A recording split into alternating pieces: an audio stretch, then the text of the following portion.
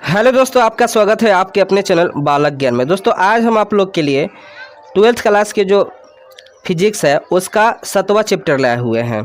आपसे रिक्वेस्ट है कि वीडियो अंत तक देखिएगा, क्योंकि इस वीडियो में वही क्वेश्चन हम लाते हैं जो आपके एग्जाम में बार बार पूछते हैं।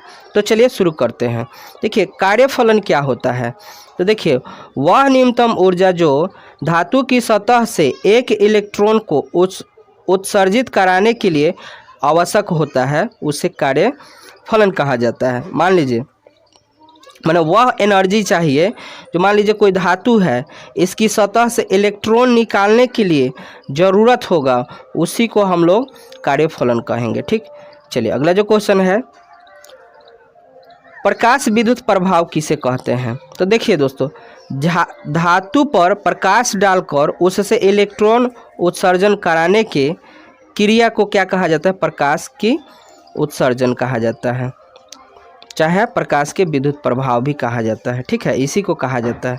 ठीक है, मान लीजिए कोई धातु है, इस पर हम प्रकाश डाल रहे हैं। ठीक, तो इसमें से क्या हो रहा है, इलेक्ट्रॉन निकल रहा है, इलेक्ट्रॉन निकल रहा है। इसको हम लोग प्रकाश विद्युत प्रभाव भी कहेंगे और चाहे प्रकाश विद्युत उत्सर्जन भी कहेंगे। ठीक, चलिए अगला जो क्वेश्चन है, देहली आवृत्ति क्या होता है। देहली जो है आवृत्ति क्या होता है। तो देहली आवृत्ति वह न्यूनतम आवृत्ति जिसमें कम आवृत्ति का फोटोन इलेक्ट्रॉन को उत्सर्जित करने की सक्षम या क्षमता नहीं होती है, उसे देहली आवृत्ति कहा जाता है। कहने का मतलब ना, देहली आवृत्ति उसको कहते हैं ना, उस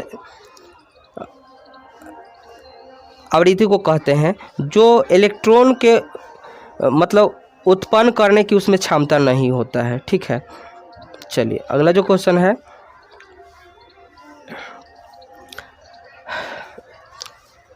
तापीयनिक उत्सर्जन की क्रिया सिर्फ धातु की सतह पर होती है, क्यों। तो देखिए, धातु की सतह से इलेक्ट्रॉन निकालने में कार्यफलन की तुल्य जो है ऊर्जा लगती है। मान लीजिए कोई धातु है, इसे इलेक्ट्रॉन निकालने के लिए हमें क्या चाहिए, ऊर्जा की ज़रूरत होती है, जबकि अंदर के इलेक्ट्रॉन को निकालने में अधिक ऊर्जा की आवश्यकता है। अगर इसके अंदर से निकालना होगा तो बहुत ज़्यादा ऊर्जा की ज़रूरत होगी। अतः धातु की सतह पर ही स्वतः उत्सर्जन की क्रिया घटित होती है। ठीक, चलिए अगला जो क्वेश्चन है, प्रकाश विद्युत सेल किसे कहते हैं। तो प्रकाश विद्युत सेल प्रकाश उत्सर्जन को जो है सौर प्रकाश ऊर्जा को विद्युत ऊर्जा में बदलने का एक साधन है, या ये कह सकते हैं ना कि प्रकाश विद्युत सेल उसको कहा जाता है जो प्रकाश ऊर्जा को विद्युत ऊर्जा में बदलता है। दोस्तों ये 3 प्रकार के होते हैं, प्रकाश उत्सर्जक सेल, प्रकाश वोल्टीय सेल और प्रकाश चालकीय सेल होता है यहाँ पर सेल। ठीक, चलिए अगला जो क्वेश्चन है